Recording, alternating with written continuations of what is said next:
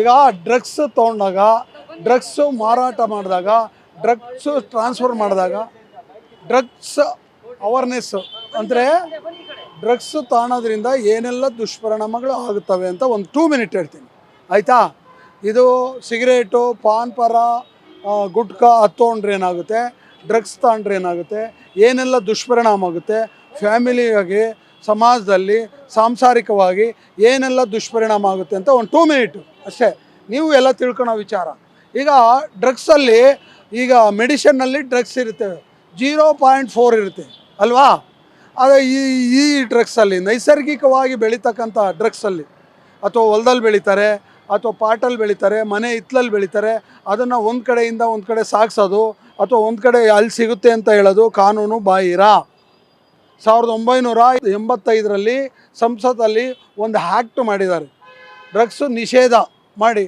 ಆ ಡ್ರಗ್ಸ್ ತಗೊಳ್ಳೋದ್ರಿಂದ ಏನೆಲ್ಲ ದುಷ್ಪರಿಣಾಮ ಆಗುತ್ತೆ, ಪ್ರತಿಯೊಬ್ಬ ವ್ಯಕ್ತಿ ಡ್ರಗ್ಸ್ ತಗೊಂಡಾಗ, ಸ್ಟೂಡೆಂಟ್ ಆಗಲಿ ಅಥವಾ ಗಂಡಸರಾಗಲಿ ಹೆಂಗಸರಾಗಲಿ, ನರನಾಡಿಗಳೆಲ್ಲ ವೀಕ್ ಆಗಿ, ಅಬ್ನಾರ್ಮಲ್ ಆಗಿ, ಆಯಿತಾ, ಅನ್ಕಂಡೀಷನ್ ಆಗಿ ಅವನಿಗೆ ಬೇಗ ಸತ್ತೋಗ್ತಾನೆ. ಫ್ಯಾಮಿಲಿ ಮೇಲೆ ದುಷ್ಪರಿಣಾಮ ಆಗುತ್ತೆ, ಫ್ಯಾಮಿಲಿ ದೂರ ಇಡ್ತಾರೆ, ಸಮಾಜ ದೂರ ಇಡುತ್ತೆ, ಕಂಪ್ನಿ ದೂರ ಇಡುತ್ತೆ, ಶಾಲಾ ಕಾಲೇಜಲ್ಲಿ ದೂರ ಇಡ್ತಾರೆ. ಅವ್ನು ಡ್ರಗ್ಗಿಸ್ಟ್ ಅಂತ ಅಂದರೆ ಅವನು ಡ್ರಗ್ಗಿಸ್ಟು, ಏನಾದರೂ ಮಾಡಿಬಿಡ್ಬೋದು, ಅವ್ನ ಮೇಲೆ ಬೀಳ್ಬೋದು, ಅಥವಾ ಕ್ರೈಮ್ ಮಾಡ್ಬೋದು, ಅಥವಾ ಕೆಟ್ಟ ಕೆಲಸ ಮಾಡ್ಬೋದು ಅಲ್ವಾ? ಅವನಿಗೆ ದುಡ್ಡು ಸಿಗಲಿಲ್ಲ, ಏನು ಮಾಡ್ತಾನೆ? ಡ್ರಗ್ಸ್ ತಗೊಳ್ತಾನೆ. ಡ್ರಗ್ಸಿಗೆ ಬೇಕು, ಕಳ್ತನ ಮಾಡೋದು, ಅಥವಾ ಮೊಬೈಲ್ ಕಲಿಯೋದು, ಅಥವಾ ಚೈನ್ ಕದಿಯೋದು ಮಾಡ್ತಾನೆ, ಆಯಿತಾ? ಒಂಟಿ ಕಾಡ್ತಾ ಇರುತ್ತೆ, ಅವನು ಪ್ಯಾನಿಕ್ ಆಗ್ತಾನೆ, ಒಂಟಿ ಜೀವನ ನಡೆಸೋಕೆ ಹೋಗ್ತಾನೆ. ಓಕೆ, ಆಮೇಲೆ ಅವನು ಡ್ರಗ್ಗಿಸ್ಟು ಆಗ್ತಾ ಆಗ್ತಾ ದೇಹ ಕುಂಠಿತ ಆಗ್ಬೋದು, ಹ್ಯಾಂಗ್ ಮಾಡ್ಕೋಬೋದು, ವಿಷ ತಾಗ್ಬೋದು, ಬೇರೆಯವ್ರಿಗೆ ಕೆಟ್ಟ ಕೆಲಸ ಮಾಡ್ಬೋದು. ಅದರಿಂದ ಡ್ರಗ್ಸ್ನ ನಿಷೇಧ ದಿನ 26/6/1926 ನಾಳೆ ಆಚರಿಸೋದ್ರಿಂದ ಎಲ್ಲ ಆಟೋದವ್ರಿಗೆ, ನೀವು ಇವಾಗ ಸಾಗಿಸೋದೂ ತಪ್ಪೇ. ಇವಾಗ ಆಟೋದೇನು ಬರ್ತಾನೆ, ಎಲ್ಲಾದರೂ ಸಾಗಿಸ್ತಾನೆ, ಅಥವಾ ಮಾರ್ತಾನೆ, ಬೇಕ್ರಿಯಲ್ಲಿ ಮಾರ್ತಾನೆ, ಅಥವಾ ಇದು ಹೇಳ್ತಾನೆ ಅಂದರೆ ನೀವು ಇನ್ಫಾರ್ಮ್ ಕೊಡಬೇಕು. ನೀವು ಸಮಾಜನೂ, ನೀವೂ ಹೊಣೆಗಾರರೇ, ಪೇರೆಂಟ್ಸು ಹೊಣೆಗಾರರೇ. ಈಗ ಮಕ್ಕಳು ಏನು ಮಾಡ್ತಾರೆ, ಯಾರ ಜೊತೆ ಹೋಗ್ತಾರೆ, ಯಾರ ಜೊತೆ ಬರ್ತಾರೆ, ಏನು ಅಬ್ಸರ್ವ್ ಮಾಡ್ಬೇಕು ನೀವು. ಕಾಲೇಜು ಬಂದು ಬೆಳಗ್ಗೆಯಿಂದ ಸಂಜೆವರೆಗೂ ದುಡಿತೀವಿ ಸರ್, ನಾವು ಸ್ಟೇಷನಲ್ಲಿ ದಿನಕ್ಕೆ 4-5-6 ಕೇಸ್ ಬರ್ತಾ ಇರ್ತವೆ ಸರ್. ನಾನು ಬೆಳಗ್ಗೆ ಹೋಗ್ತೀನಿ, ನಾನು ಇಂಗ್ಲೀಷ್ ಮೀಡಿಯಮ್ ತೋರಿಸ್ದೆ, ನಾನು ಕಷ್ಟಪಟ್ಟು ಓದಲಿ ಅಂತ ಒಳ್ಳೆ ಕಾಲೇಜಿಗೆ ಸೇರಿದೆ, ಒಳ್ಳೆ ಸ್ಕೂಲಿಗೆ ಸೇರಿದೆ ಅಂತ ಹೇಳ್ತಾರೆ. ಅವ್ನ ಮಗ ಏನು ಮಾಡ್ತಾನೆ, ಮಗಳು ಏನು ಮಾಡ್ತಾಳೆ ಅಂತ ಅಬ್ಸರ್ವ್ ಮಾಡಿರಲ್ಲ. ನಿಮ್ಮದು ದುಡಿಮೆ ದುಡಿಮೆ ದುಡಿಮೆ ಅಂತ ನೋಡ್ತಾ ಇರ್ತೀರ. ನೀವು ಬೆಳಗ್ಗೆ ಸಂಜೆ ಅಥವಾ ಕಾಲೇಜ್ ಹತ್ರ ಅಥವಾ ಕೆಲಸದ ಹತ್ರ ಮಗ ಏನು ಮಾಡ್ತಾನೆ, ಮಗಳೇನು ಮಾಡ್ತಾರೆ, ಅದನ್ನು ಅಬ್ಸರ್ವ್ ಮಾಡಬೇಕು. ನೀವು ಯಾವ ಗಾಡಿ ತಗೊಂಡವನೆ, ಅವನ ಸ್ನೇಹಿತ ಯಾರು ಅಂತ ಅಬ್ಸರ್ವ್ ಮಾಡಬೇಕು, ಆಯಿತಾ? ಮೊಬೈಲು, ಈಗ ಮೊಬೈಲ್ ಸಿಗ್ತದೆ, ಒಂದು ಮೊಬೈಲ್ ಸಿಕ್ಕಿದ ತಕ್ಷಣವೇ ಅದನ್ನು ಕನ್ಸರ್ಟ್ ಪೊಲೀಸ್ ಸ್ಟೇಷನಿಗೆ ಕೊಡಬೇಕು. ಇಲ್ಲ ಅಂದರೆ ನೀವು 112ಗೆ ಫೋನ್ ಮಾಡಿ ಹಿಂಗೆ ಸಿಕ್ಕಿದೆ ಅಂತ ಹೇಳಬೇಕು.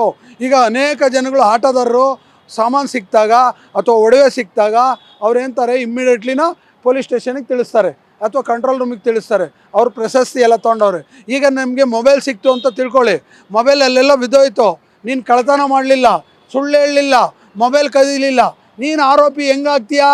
ಈ ಮೊಬೈಲ್ ಸಿಕ್ಕಿದ ತಕ್ಷಣ ಮನೇಲಿ ಇಡ್ತೀಯಾ, ಅಥವಾ ಗಾಡಿಯಲ್ಲಿ ಬಿಟ್ಟಾಗ ಮೊಬೈಲ್ ಇಡ್ತೀಯಾ? 1 ತಿಂಗಳು 2 ತಿಂಗಳು 3 ತಿಂಗಳು ನೋಡ್ತೀಯಾ?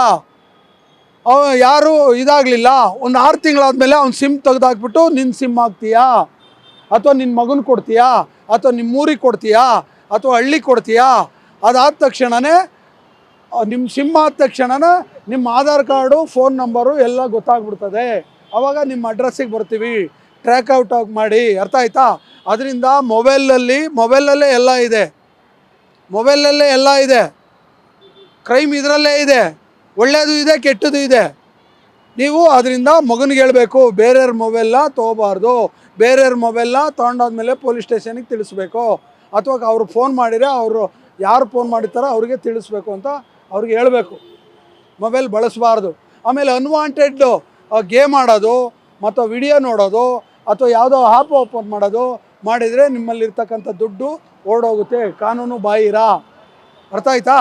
ಮೊಬೈಲ್ ನೋಡ್ತೀರಾ, ಯಾವುದೋ ಒಂದು ನೋಡ್ತಾ ಇರ್ತೀರಾ, ಸ್ಟೇಟ್ ಬ್ಯಾಂಕ್ ಆಫ್ ಮೈಸೂರು ಅಂತ ಇರುತ್ತೆ, ಒತ್ತು ಬಿಡ್ತೀರಾ, ಗೊತ್ತೇ ಇರಲ್ಲ. ಸ್ಟಾರ್ ಇನ್ಶೂರೆನ್ಸ್ ಅಂತಾರೆ, ಒತ್ತುತ್ತೀರಾ? ಲೋನ್ ಕೊಡಿಸ್ತೀವಿ, ಹಾಂ ಒತ್ತುತ್ತೀರಾ, OTP ಹೋಗುತ್ತೆ, ಅವ್ನ ದುಡ್ಡೆಲ್ಲ ದೋಚ್ತಾನೆ. ಅದಕ್ಕೆ ಯಾವುದೇ ಅನ್ವಾಂಟೆಡ್ಡ ನೀವು ಓಪನ್ ಮಾಡಬಾರ್ದು, ನೋಡಬಾರ್ದು, ಆಯಿತಾ? ಸಡನ್ಲಿ ಹೇಳ್ತಾರೆ, ಅಲ್ಲಿ ಇದು ನಿಮ್ಮ ಮಗ ಬಿದ್ದೋಗ್ಬಿಟ್ಟವನೇ, ಅಲ್ಲಿ ಹೊಡೆದಾಡ್ತಾರೆ, ನೀವು ಕನ್ಫರ್ಮ್ ಮಾಡ್ಕೋಬೇಕು, ಆಯಿತಾ? ಅದರಿಂದ ನೀವು ಮೊಬೈಲ್ನ ಯೂಸ್ ಮಾಡೋದ್ರಿಂದ ಯಾವುದ್ಯಾವುದು ಅನ್ವಾಂಟೆಡ್ನ ಓಪನ್ ಮಾಡಿ ನೀವು OTP ಹೇಳೋದು ಇದು ಮಾಡೋದು ಮಾಡಬಾರ್ದು. ಮೊಬೈಲ್ನ ತಿಳ್ಕೊಂಡು ಗೊತ್ತಾಯ್ತಲ್ಲ ಮೊಬೈಲ್ ಬಗ್ಗೆ. ಆಮೇಲೆ ಯೂನಿಫಾರ್ಮ್ ಹಾಕಬೇಕು. ಯಾಕೆ ಯೂನಿಫಾರ್ಮ್ ಹಾಕಬೇಕು?